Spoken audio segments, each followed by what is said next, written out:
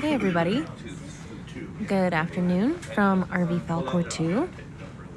My name is Sophia and I'd like to welcome you all to Dive 707. We're here at a different point off of the eastern part of Chiloé Island on the southern coast of Chile. Our dive this afternoon, unfortunately, was again delayed due to weather, but this time we had really strong currents going up north. So we're really happy to be back in the water and for our scientists to be collecting some more samples. And we're all really happy for you to be joining us today. When you have a moment, type into the chat where you are joining us from. Behind me, you can hear some of the chatter already happening in the background about some Niskin firing. That would be our wonderful international team and interdisciplinary team of scientists joining us for this 20-plus day expedition.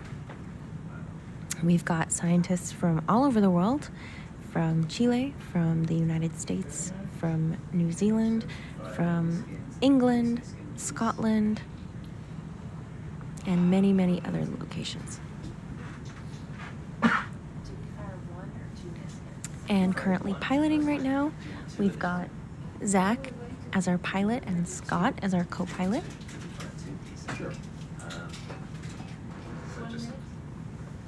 And looking on over to the Niskin bottle controls.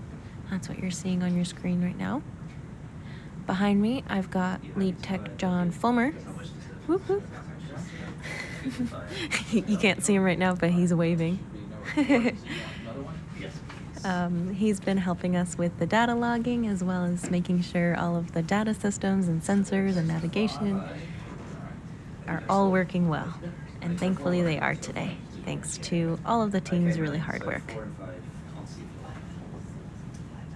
We've also got a huge number and percentage of students on this expedition, which is very exciting.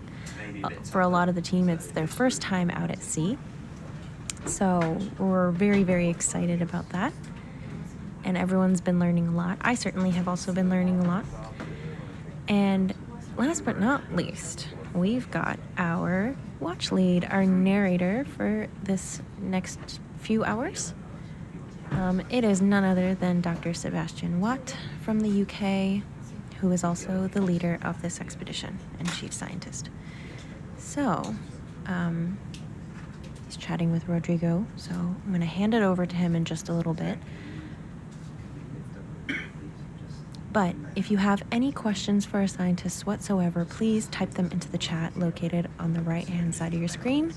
We welcome questions from all of our viewers on all of our different platforms, on YouTube, on Facebook, and on Twitch.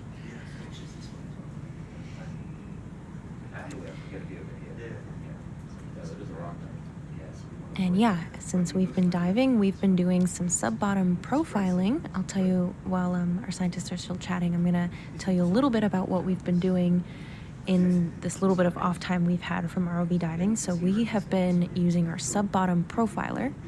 So that is a very specific type of sonar that's welded and attached to the bottom of our ship. It sends out sound pings in a bit of a lower frequency than our multi-beam sonar. And so what that sound does is it actually penetrates through the bottom of the seafloor, and we're actually in pretty high resolution able to see all of the cool sediment layers underneath the seafloor. So we have some pretty awesome looking profiles of sediments.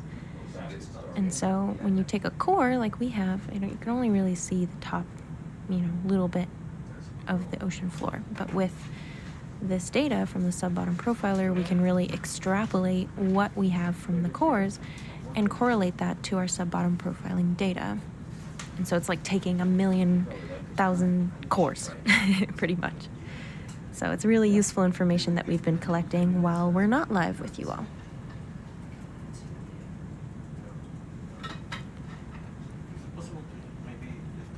And so that's just a little slice of the really cool technology that we have on Falcor. We've got a whole suite of sonars, as you've probably heard about in previous expeditions.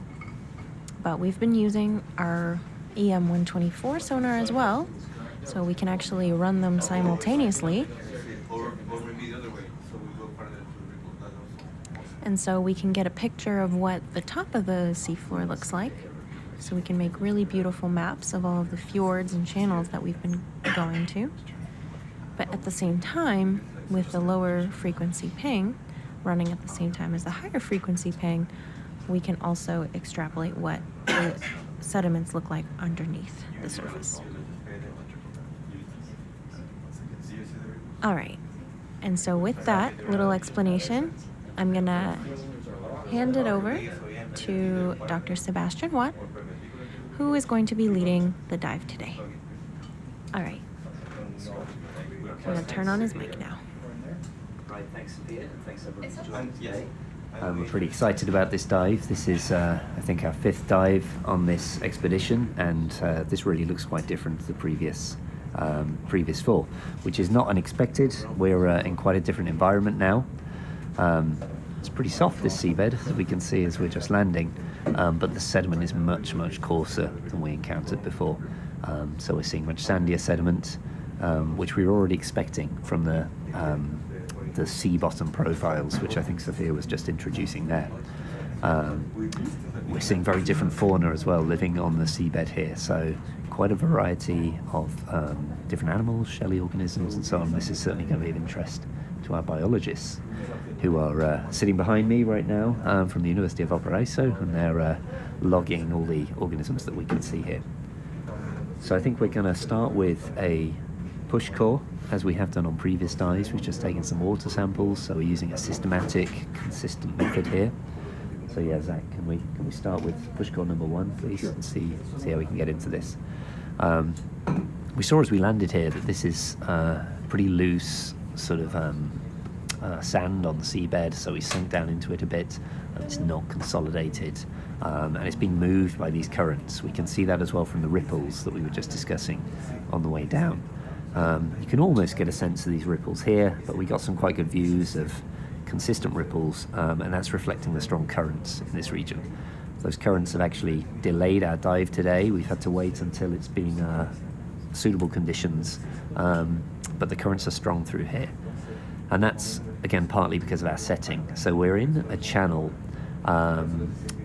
northwest of the town of Chaiten, which is the sort of center of our main study region on this expedition.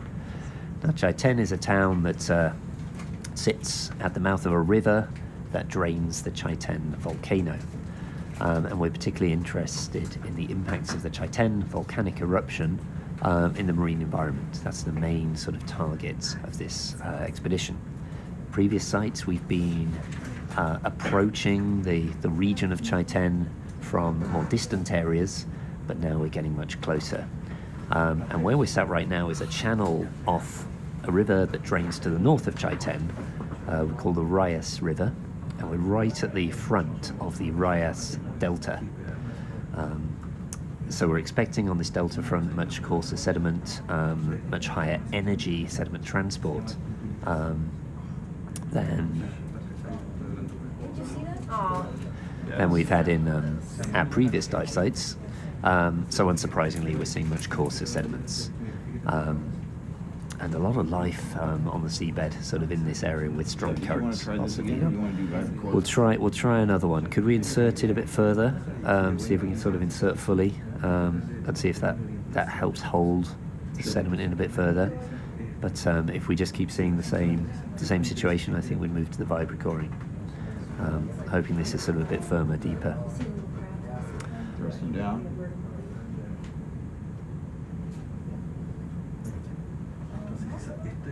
So you're just seeing a push core being inserted in the seabed, and what we're trying to do here is to...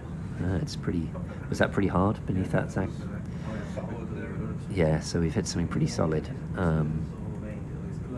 So it may be that this rippled dark sand that we're seeing is a bit of a veneer of sediment on something firmer underneath that we can't quite see. And that might be why we're struggling to push this push core in. So we're just going to try in a third location, see if we can get that material. So I was just talking about the Chaiten eruption. And this was a big explosive volcanic eruption, deposited huge volumes of volcanic ash and pumice fragments on the surrounding hillsides. It also deposited ash right across Argentina and into the Atlantic Ocean, so it had major sort of regional impacts.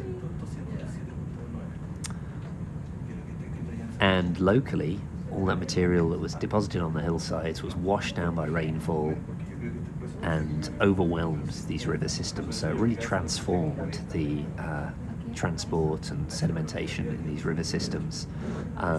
And in a matter of days, the deltas at the mouths of these rivers were really rapidly extended as a consequence of these huge volumes of sediment.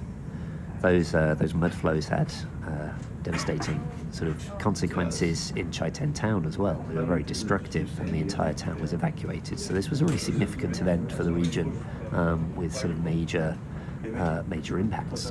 What hasn't been studied before is how this event, this huge sort of load of sediment dumped into the marine environment, how that affected marine systems, how that sediment was transported, how it's affected the biological environments of the seabed. And we're also really interested in, if you like, how that geological event is recorded in the basins offshore Chaiten. So in those sediment layers that are deposited through time, sometimes rapidly, sometimes gradually, what is the footprint of this major volcanic event? And if we can understand that for Chaiten, then we can potentially go back in time to look at older events. So there's a number of things that we're really seeking to understand to help us characterize this region and really understand the effects of these large volcanic eruptions. So Zach, we've gone up on that push core, and we're going to try with the Vibra-core, given the difficulty with getting It's up to it. you, but I would recommend. I see we've already gotten up a tick. And the current's going. Yeah. I think that's we might sensible. have, Yeah. That's started the countdown here. Yeah, so we're quite limited for those watching this because of the currents here. So we're in, as I say, this sort of narrow north-south channel offshore this delta. We've got a river feeding from the east. We've got strong tidal currents coming through this region, so we've potentially got quite a time-limited window on this dive site, and we've had to be quite selective in the time when it was possible to come down to the seabed. So given the difficulty with those push cores in this very loose sand of really recovering that material, we're going to try this Vibra-coring method. And this Vibra-coring method essentially is going to insert one of these aluminium tubes into the seabed, and it uses a vibration from a motor on the coring apparatus, which helps ease the passage of that tube into the seabed. Now it's particularly designed actually for sandier sediments. So it'll be interesting to see how it can perform at this site. But it has the potential to core into materials that you couldn't core easily with other coring methods, methods driven just by gravity, for example. So we hope this will give a better prospect of recovering material at this site. So what you're just watching is the core tube being transferred across by one of the ROV arms. And it's going to be loaded onto this black apparatus that you can see on the front of the ROV here. This is the Vibra-corer device. And it's just going to be transferred into a clamp on the Vibra-corer. Once it's in that clamp, it's in position, and when we're ready, you'll see that vibrating and hopefully descending into the seafloor. So it'll be interesting to see here. We'll turn up the intensity of the vibration. We'll have to see how this works going in. So this will be very different to the other sites and a really good test of whether we can recover material here.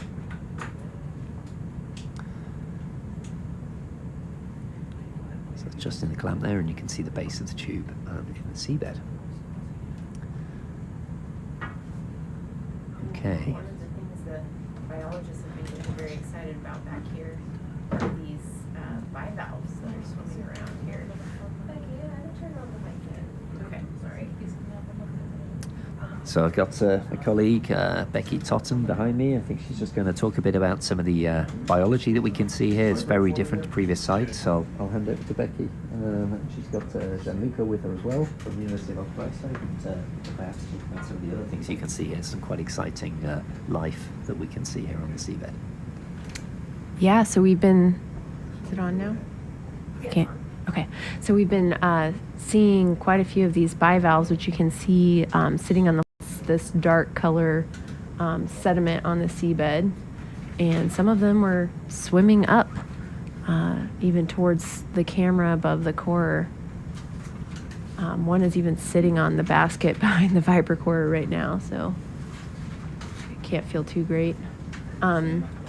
There's also quite a few echinoderms that we've been seeing around this region, but you can see some of the lighter colored, can't really see any on the camera right now. I guess if you look in the upper left corner by that ROV arm hand, yep, it's just going over it there. There's an echinoderm there, some sea urchins that are pinkish and whitish in color. And what else have you been seeing, Gianluca? I see quite a few things around here. Yeah, there's some corals, some polycase tubes also. You couldn't see now on camera though, but yeah, there's a bunch of them.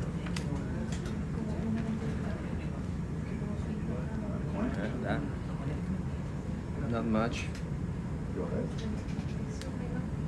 But this site looks quite different than the sites that we visited in the fjord a couple days ago, and quite different than the sites that we saw in the Gulf of Ancud yesterday, a little bit farther north. This site has, and that these strong currents would pick up the finer particles like clays and carry them away and only leave behind these coarser sediments on the seabed. So there's a very different character of the seabed, and as a result, there's very different organisms that are living here.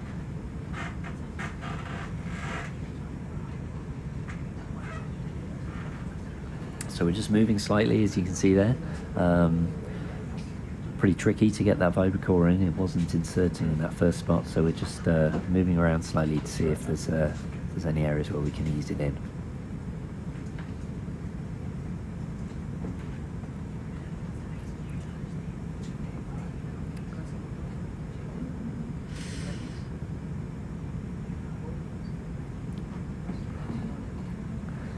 Struggling to get in this coarse sediment here, and as we said earlier with the push course, maybe there's quite a hard layer underneath this that we're struggling to get into with the core.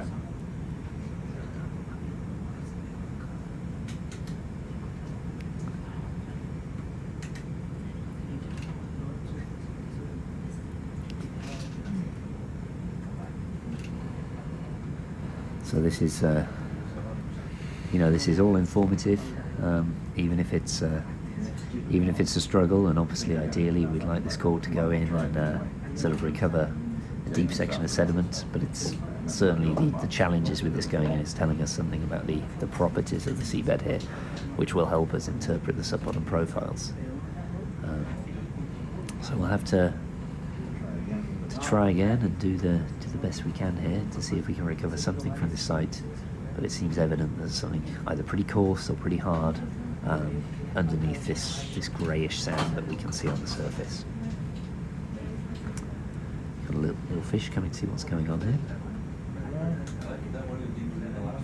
Yeah, it's gone in a little bit. All right. Looks like you can see from this view. This exactly matches what happened on the push course. Yes.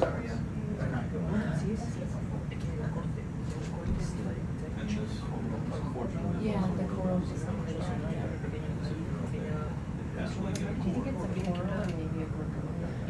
So yeah, it seems to be slipping down the core barrel rather than the core going into the seabed, which gives you an idea of the resistance of the material that we're trying to insert this tube into.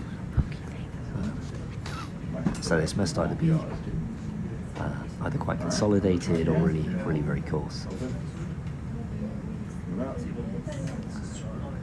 And this is one of the uncertainties, of course. You know, we know that the Chaiten event transported a huge volume of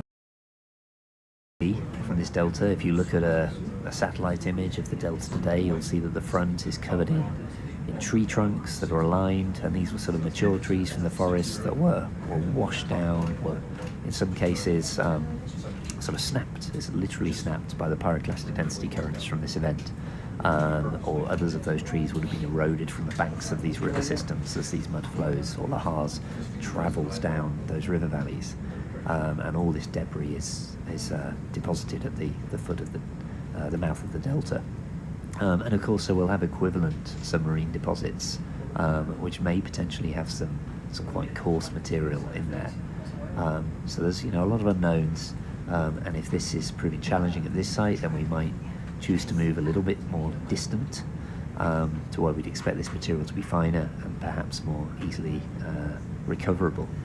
So this is a learning experience when we're trying to get into materials like this. Certainly not easy to necessarily forecast how things are going to work or to retrieve this type of sample. Do you think that went in any more, Zach?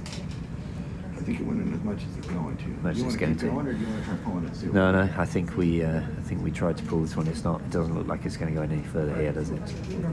Do we want to try moving the ROV a little bit? And Yeah, maybe- so we moved it a small. I think it's certainly worth examining the seabed in this area. There was that yellow sort of mound, which I Yeah. think would be good to understand what that is, Yeah. the nature of that, get a bit closer to that, see if there's any local variability in this Yeah. area.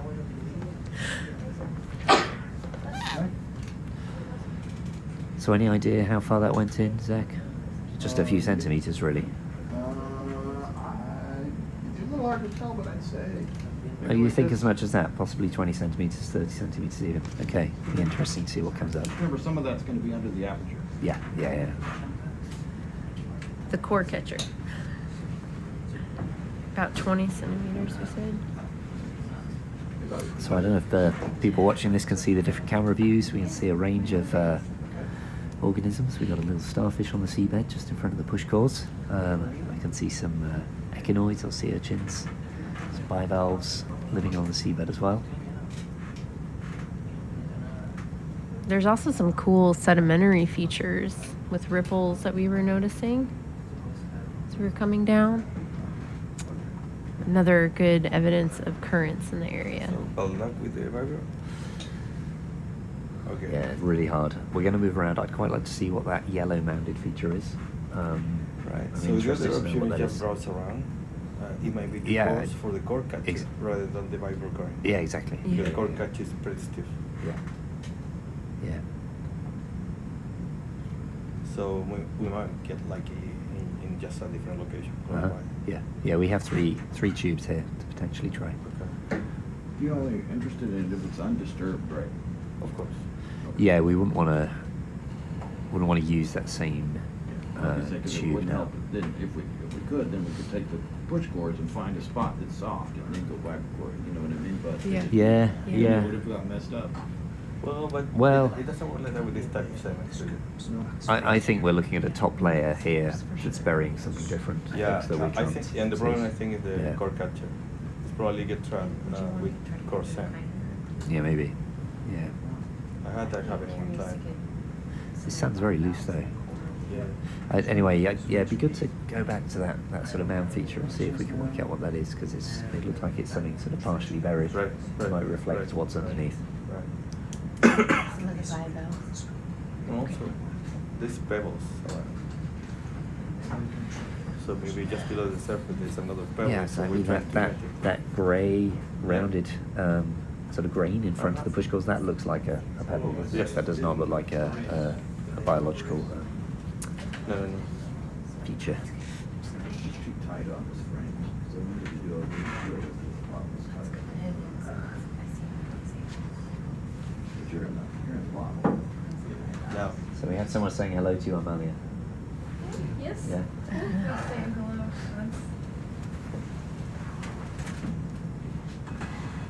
It's disappeared. I saw your name up there, but I can't see it now on the chat. But I'm sure it would.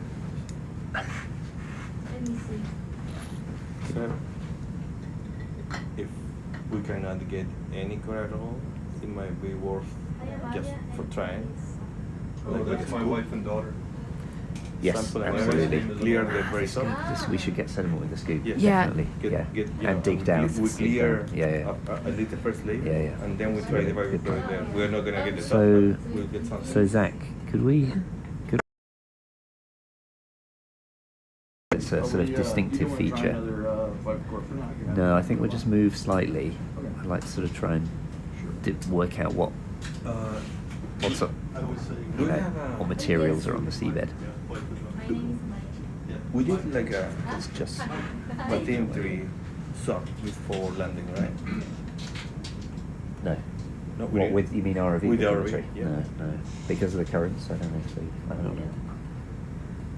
Yes. What we can do, I also don't know how But- quickly we get that feed. Yeah, but you know what? I think we really should try to browse around and see if there's any lateral changes in the anemometry. So it was near where we I landed. agree. Zach. I agree with that. And from the biology team, we would really like some scoops. Yep.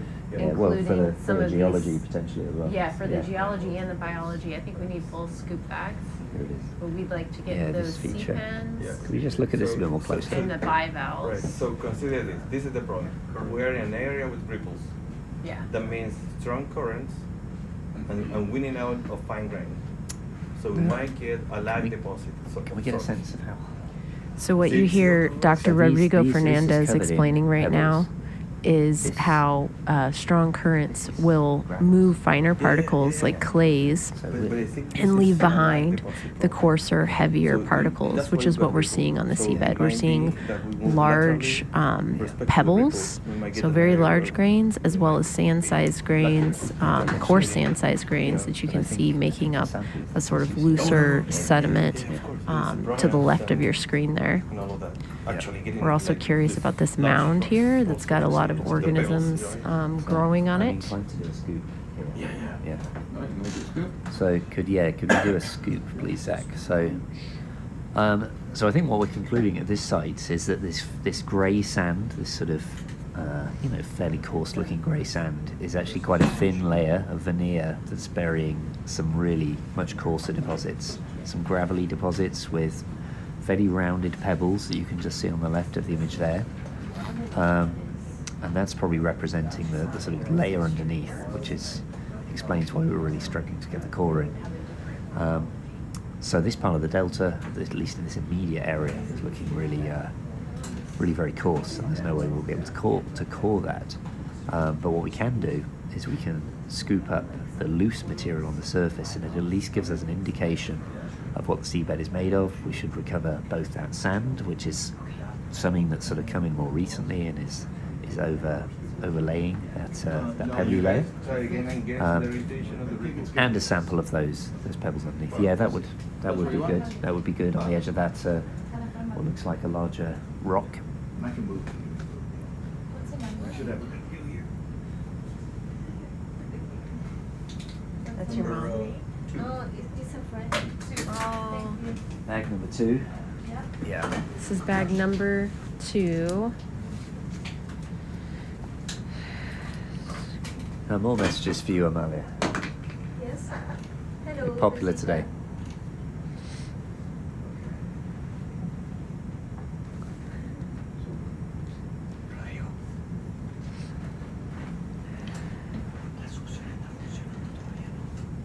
So this rocky substrate is obviously provides a lot of opportunities for a variety of marine life. Some pretty varied biology on these sort of harder grounds, these harder surfaces.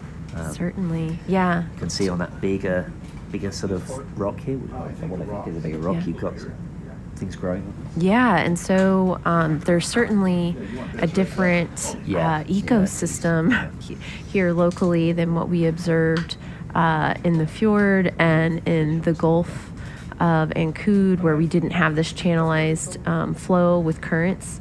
Here, because we have the currents, we've got a harder substrate with coarser particles, like we were talking about, larger particles. And these organisms that you see growing up on that high there, kind of clinging onto the side of it, they're likely corals. And since they're in deep water, they're not really relying so much on the light. They may be actually, making use of some of the nutrients that are coming through this area as a result of the current flow. As are the filter feeders, like the bivalves. You can see that the opening is sticking up into the water so that they can successfully filter this water coming through for different particles. Did you see that? That There's an bivalve organism that came through. Was that a bivalve? was a bivalve with things living on it.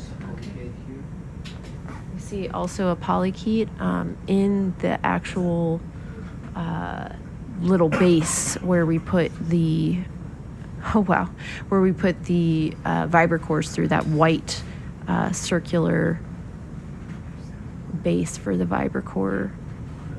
We just saw some polychaete worms there. Now we're seeing these bivalves swimming around. We'd like to sample those bivalves. Bivalves are great because they make these lines as they grow. And these growth lines can then be sampled for things like isotopes that give us some characteristic of the water at the time of that growth. So we can actually look at yearly seasonal changes in the water from studying the stable isotopes of oxygen, for example, in the bivalve growth lines along their shells. We can sample them at really high resolution. So that's something that we will be collecting these for.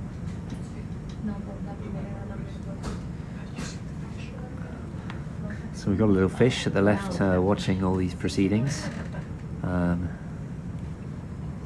Just sitting there while all this sand gets stirred up by the scoop bag.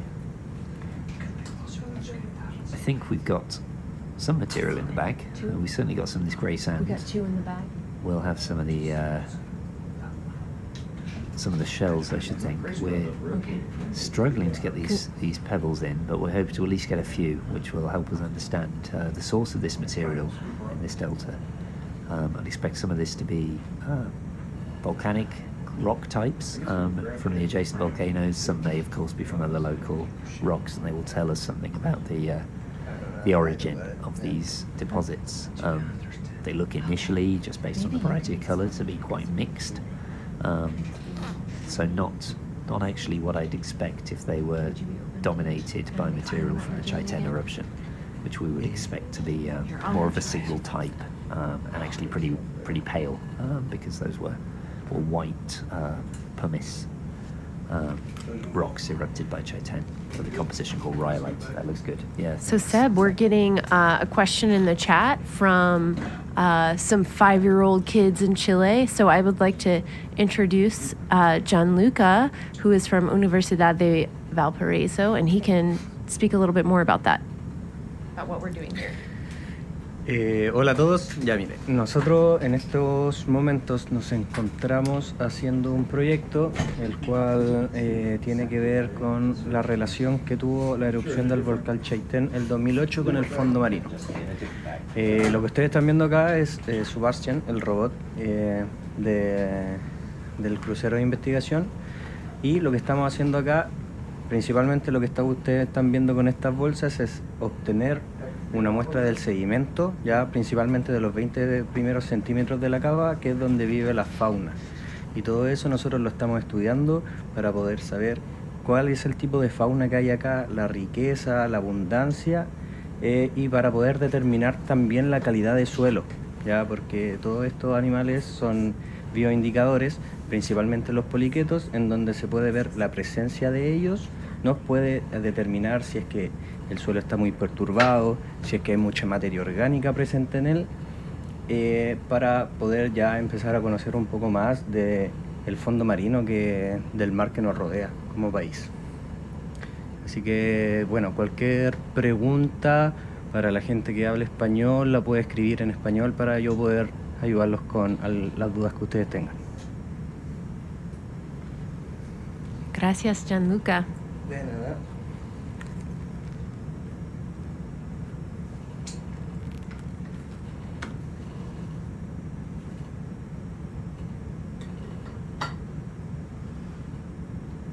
You know, Gianluca, sorry to interrupt again, but maybe you can share with us what led you to becoming interested in marine biology and pursuing the path of a scientist?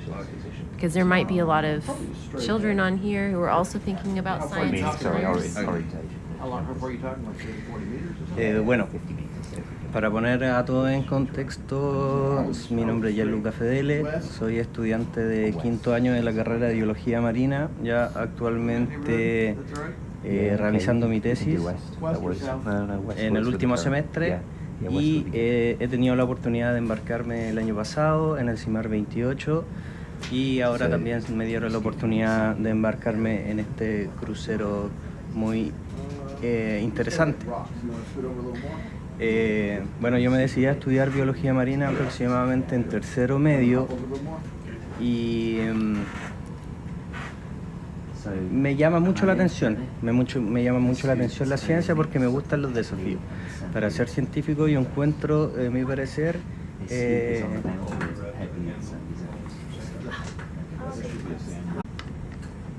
Thank you so much for sharing, John, your path. Good oversight of a larger area.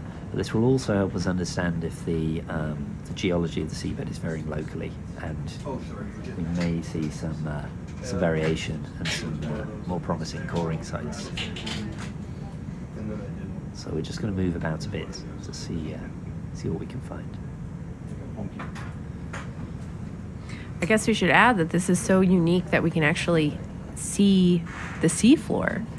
This is a luxury that geologists really don't have usually. This is a unique opportunity for us to work with Schmidt and use the ROV Sebastian to get a view of the seafloor as we are sampling it. Usually we just deploy gear off the back deck completely blind, and we see what comes up from the coring devices. Sometimes you pull up in, like if you were to drop a gravity core, for example, here, it might not get very much sediment. I think we'll get into But here we're able to actually look at the minute changes in this setting and really try to select a better site.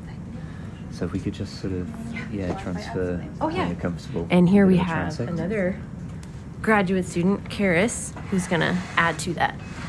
I think just to follow on from what Becky was saying is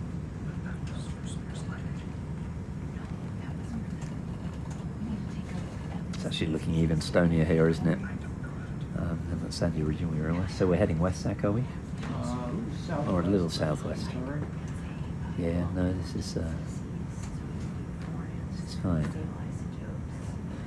So not seeing much variation left yet. Of course, we're only moving very short distances here, really, but it can be surprising how things can vary due to local changes in the currents. And actually, when we were mapping here, we were sort of seeing some almost dune-like features, so some sort of larger scale variations.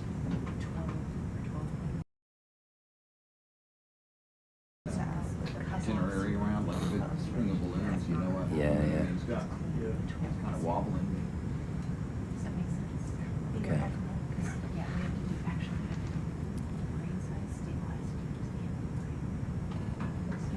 So just for those logging, Amelia, we're moving into sort of sandier, and then it seems more sort of pebbly areas. There might be some just very slight undulations in the seabed. But we're getting areas with accumulating sand and areas that are a bit clearer and better. Again, we can see these pebbles, quite a variety of colours, so suggesting a variety of sources for these different rocks. They're pretty rounded. I might speculate they've come down through this river system and it's sort of been drawn from a variety of local geological sources. But in the next few dives, we'll aim to get samples from other locations in the Delta system, And we've seen sort of layering in our geophysical data, which means we can target different units, and we'll be able to do a comparison to sort of better understand the construction of the system and the development of this sort of linked volcanic and sedimentary environment through time.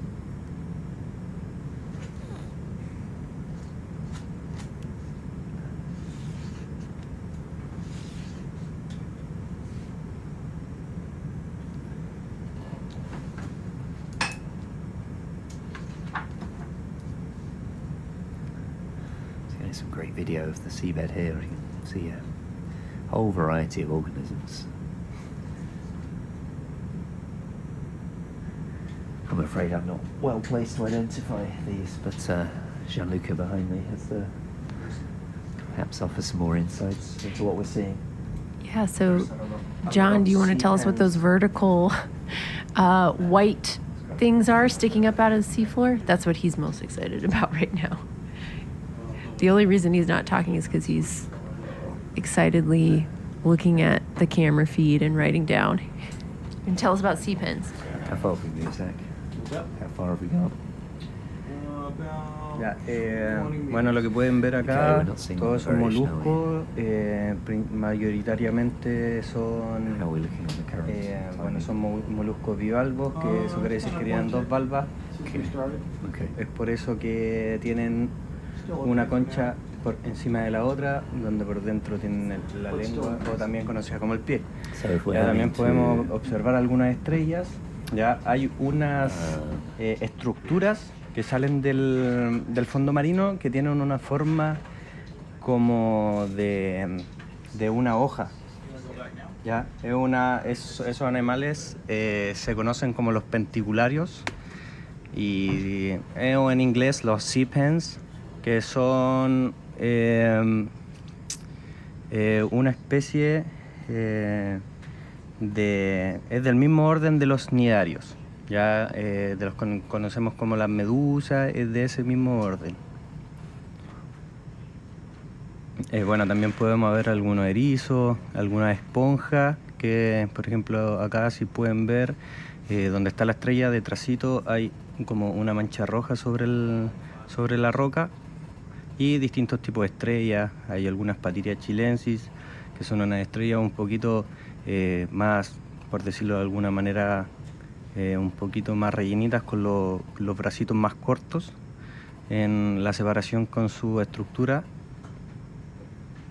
Y aquí lo que estamos buscando en estos momentos es buscar algún lugar donde no haya tanta perturbación, ya que este fondo está bien perturbado por la desembocadura del río Blanco. Entonces, para poder hacer todos los estudios, se está tratando de buscar un lugar donde no haya llegado tanto la perturbación de las corrientes.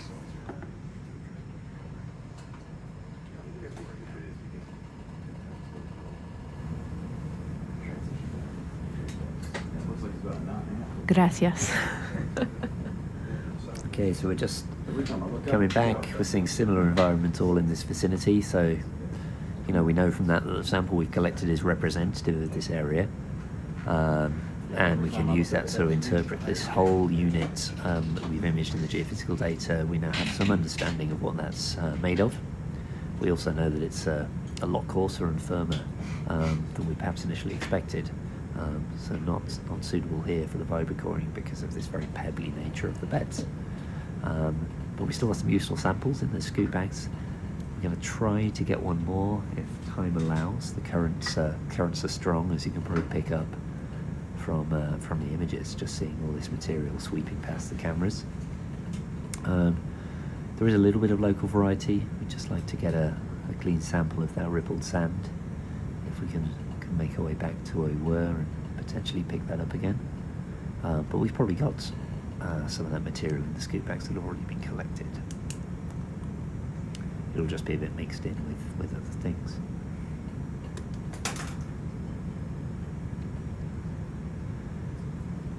So what we probably do after this dive is we'll sort of review what we find. Obviously all this will come on board and we'll have people sort of processing it and describing it, documenting it. And then we'll work in sort of building on our interpretation of the mapping data, learning from this site to sort of select the next target based on the new understanding we've got from this. We'll collect more mapping overnight as well, which will help us sort of reach a decision on the next site. So there's sort of an iterative process in this sort of scientific project where you're getting data continually all the way through.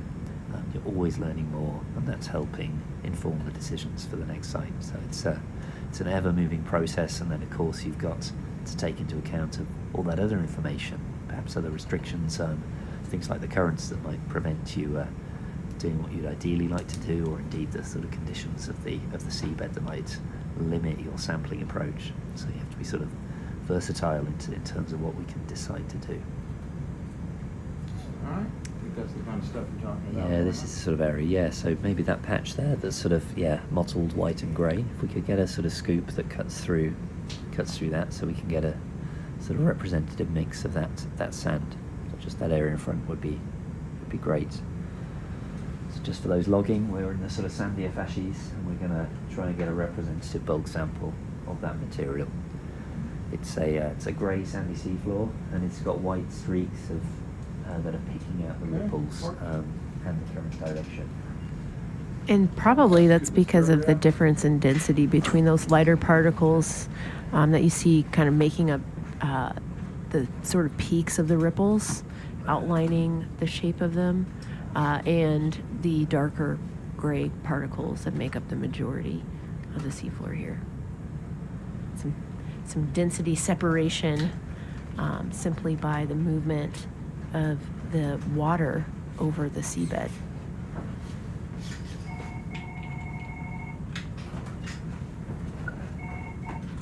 Mission control, go ahead. Good, how are you?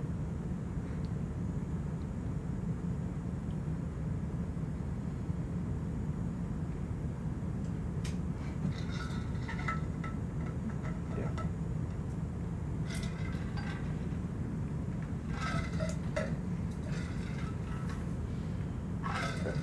Yeah.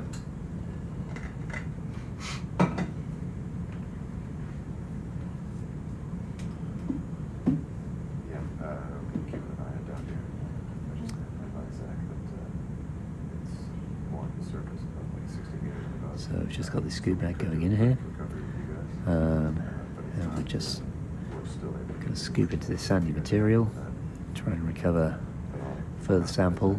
And I think we'd likely call it a day there in terms of the sampling. The push cores in this very loose sand are not working, and we've seen the Vibra-coring. I think that, I think we're just getting this last scoop. So right now the biology team is making special requests for where we want to sample with the scoops. Getting some of these interesting organisms in there.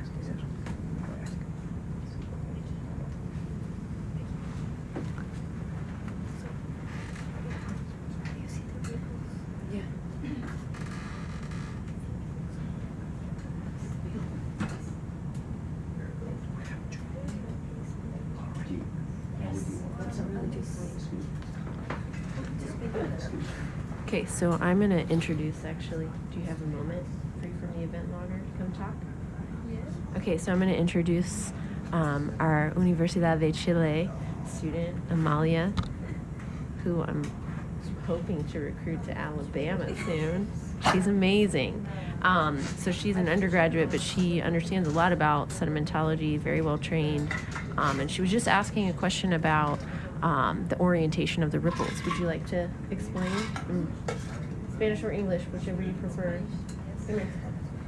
She's going to talk for us now. Explain. You okay with the currents? You planning to come up after this bag, or? If it allows, Diego, Gianluca would like to return to some of those. The transect we were just on, an area of particular biological interest, just to try and scoop it. Sí, podemos ver ondulitas que se destacan más el color blanco del sedimento, Do you want to podemos ver que están como en direcciones distintas. Por lo que yo veo, what you wanted to tell me? It's good. pueden ver como en direcciones contrarias. En otra parte, Like a leaf, okay. en preferencia, en una We'll come back over there and you just tell us when you see them. pueden ver en direcciones You got a picture? y no sabemos. Oh, there's another one too. It looks like this, but it was the right one. So Oh, I yeah, don't bird know star, what, or a basket star. maybe why is that? I don't know. Yeah. I don't know. Yes. You saw Okay. one Okay. direction Yeah. of currents Yeah, so it was curvy. that then Yeah. looked like it was truncated, Yeah, we can see if we can find one. overlapped by another direction of currents. So the So yeah, currents tell us that would be the fourth direction bag of the if water we can flow. find one. The ripples, I mean, the We'll put ripples. this one out and The then we're gonna ripples grab tell us the the last direction one. of the currents. So that was a very good observation, good geological observation there. So Manu, that was the More third about the bag, setting Susanne. here.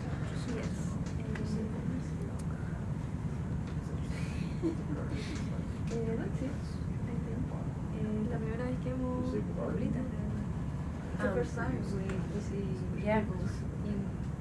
It's the first time we see ripples in the seafloor, so we're pretty excited. Yeah. So what does that tell us about the setting here versus Relincavi or farther north in the Gulf? Maybe it's a more, es un ambiente más fuerte, más como agresivo, no sé cómo se dice. Como un Correcto. ambiente más Que transporta más material peso. claro, But it's transporting more coarse material. con más energía.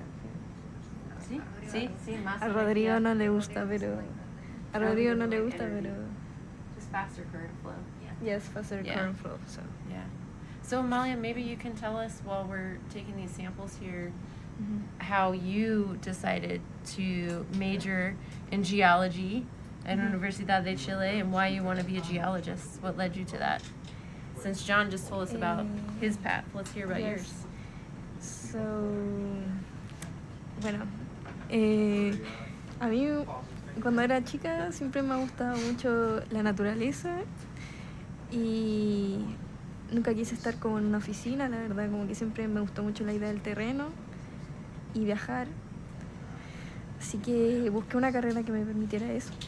También me gustan mucho las ciencias, así que geología tenía como mucho de eso, que me gusta mucho. Y una vez un tío me habló de la carrera y al principio no me tincó mucho.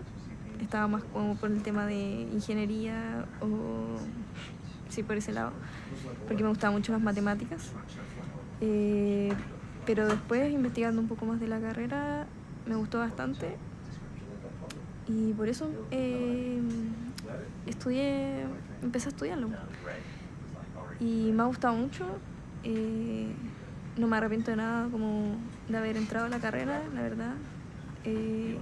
Y nada, seguir estudiando y aprendiendo más del tema. Brillante. Muchas gracias. Brillante. Brilliant. Eso, muchas gracias. Las dejo con Becky. Gracias.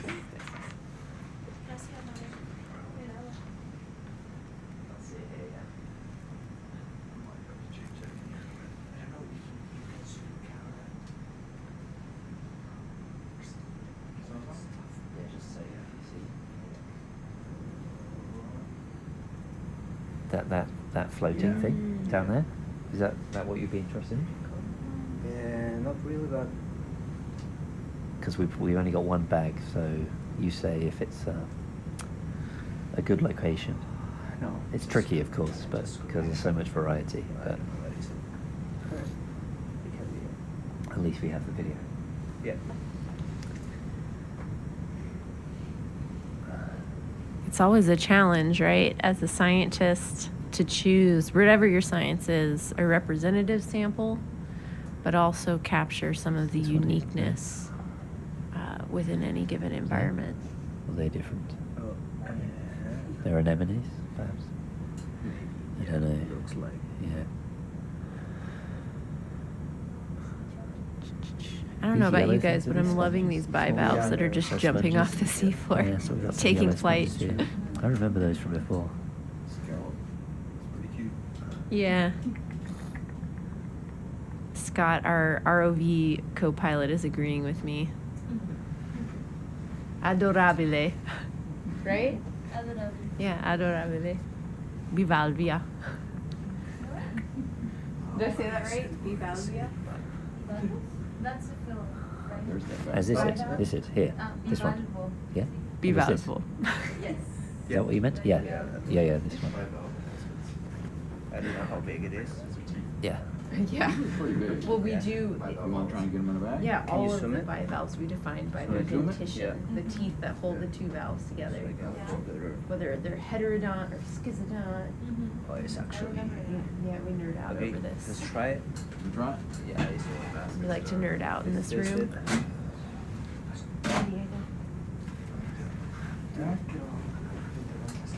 Okay, so everything that you just discussed, summarize. That basket star right there. And the last bag is So we're getting the last bag of the deployment here. Only able to literally scratch the surface. But we're still learning a lot just Yeah, from so this is that. a good example of also how plants change. you Yeah. know, as you learn new information. So we came down thinking we were going to hit a sandy seafloor, which we did, and we saw these units in the geophysical data which made us think these were potentially quite thick sandy units. But we've come down on the seabed, and actually these transparent units we were seeing, I think, are really quite gravelly. Yeah. Which is why we're not able Yeah. to call them. So we've had to completely switch our sampling method. Yeah. We were keen to use coring, and we've had to change plans. So these scoop bags were really designed for the biological sampling, but here we're using them for the geological sampling and the biological And the sampling. biological and sampling. we'll work with these samples together once they're back on deck, and we'll certainly be able to do a lot with the sediment and the pebbles contained within these samples, and the biologists will also be able to get a lot from these samples as well. And of course we've got that short Vibra-core as well, and who Yeah. knows, maybe that will have slightly got into the underlying material. Yeah. We'll see when that comes back. Because the Vibra-core has what we call a core catcher at the bottom of it. So it's got these teeth that will open when you push it in, let the sediment through, and capture that sediment record in the barrel, all those sediment layers in the barrel. But then when you pull it up, they catch and they hold it in, keep it from just falling out. So hopefully we got some good stuff there. And really, we should say it doesn't take very many pebbles to ruin a coring operation. All you need really is one, I and think then one it pebble was stops. yeah, exactly. Unless you So- were lucky enough to get it right in the middle. Yeah. It's smaller than your core barrel. Yeah. But yeah. And we've had that sometimes, especially when we're looking at these glacial sediments. Oftentimes have quite a few pebbles in them. Sometimes you just get a perfect drop stone in the middle of your core, and you think, wow, that was so lucky that it was placed just where it was. I know we're really going to have to go away now and think about these potentially thick gravel horizons, quite some distance from the delta. Yeah. Think about the sort of timing of those potentially. So yeah, and this will certainly guide our subsequent dives as well, and our subsequent sampling. Put them in the basket, you probably can't get out. I was gonna reach over and pluck them and place them. Remember, I can't even reach over to the This looks like another type of gorgonian. I think it's the second one that we've seen here. We saw a white-colored one earlier, I believe. We were debating about what exactly it was, but I'm pretty sure it's a gorgonocephalus. We'll have to look at it when it comes up, right, Diego? Isn't John? They're all discussing in the back, making logs of everything.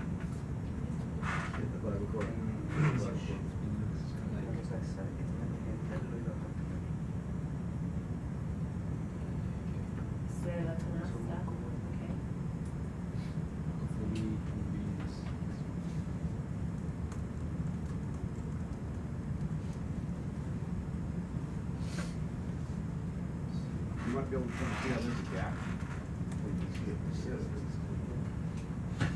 That would be a basket scar? Star? Not scar. It's an alternative hypothesis. We really just have to bring it up and see. Put them in that milk crate. Yeah. Probably wouldn't crawl out in time. All right, we got it.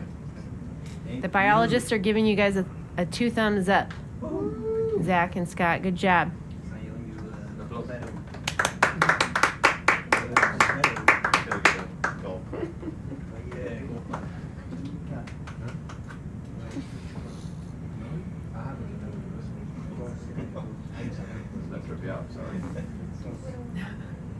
We don't just clap for full, also clap and celebrate the awesome biology that we're able to sample down here.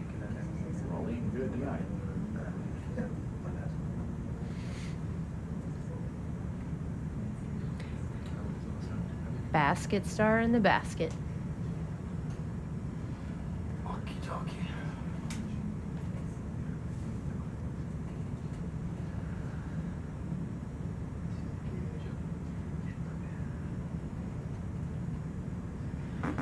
Right, here we go.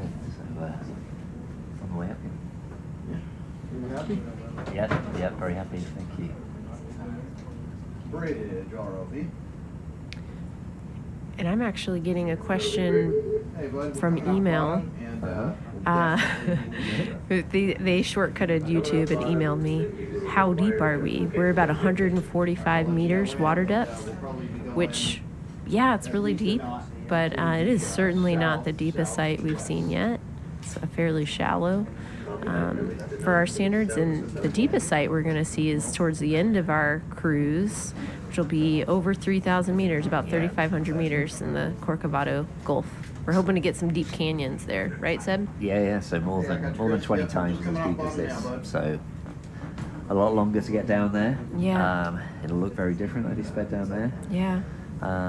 So yeah, that's going to be pretty interesting. Final day or two of the expedition. We're essentially making our way out to the edge of the continent.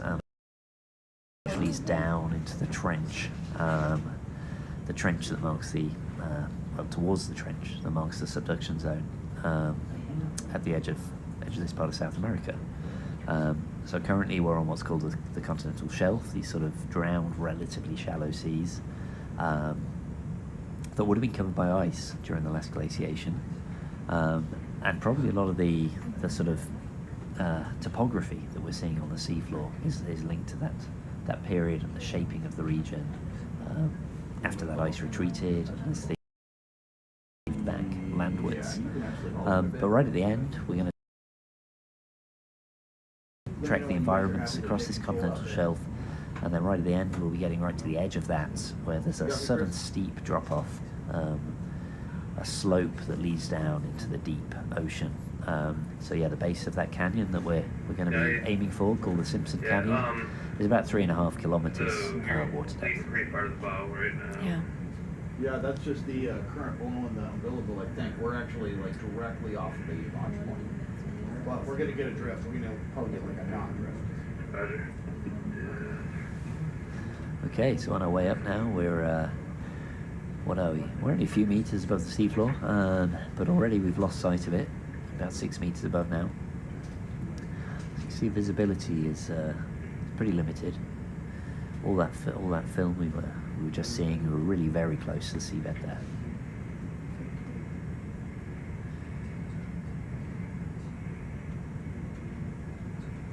Probably about 20 meters from seeing floats up there, Chris. Roger. Take over just 1 second. Yep.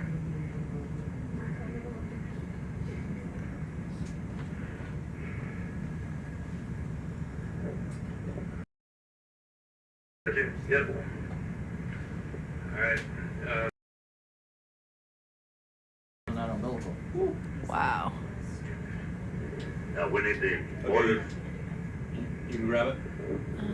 Do you want to do an outro? What do you need? Oh right, yeah, no.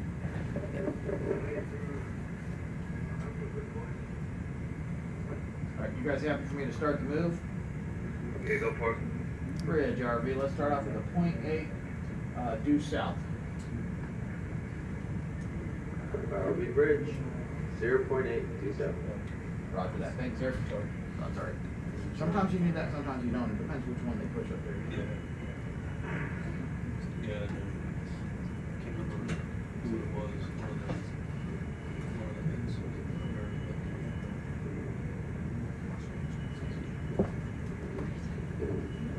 It's good for you, Zach. You good? Anything you need, yeah. Cheers.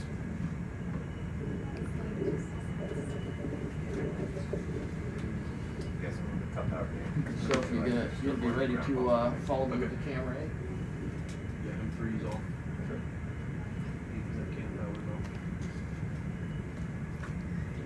You ready to party, Soph?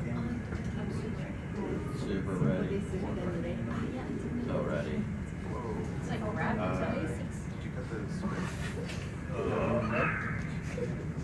I didn't cut the sprint. We lost connection back now. With the sprint? Yeah.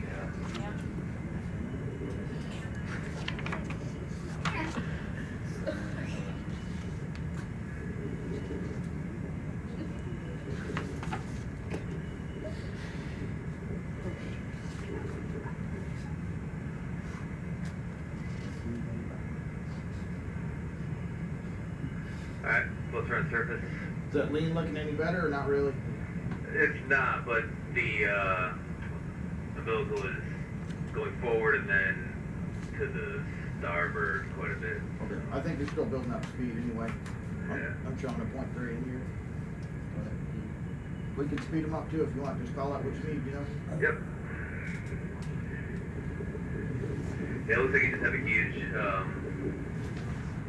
sail on the surface. Yeah. Okay. If the tracking's right, I should be pretty much right off the What's your depth right now? launch point. I'm at 100 meters. Okay, yeah, you got a 63. Yeah, I'll try to get it down to like 30 and Okay. see what that does for you. Okie dokie, so we are on our way up with the ROV now. Yep. We're hitting some really gnarly current conditions at the moment. You can probably hear the pilots calling out over the clear comms floats on surface. So I'm gonna go ahead and mute the audio now. Enjoy the rest of the ascent, what's left of it. We've got about 90 meters. We will be doing some mapping and we will be back down shortly. So thank you all for joining us. I hope you have a lovely time and we will see you very, very soon. So keep an eye out for some future streams and keep those notifications on. All right, see you soon.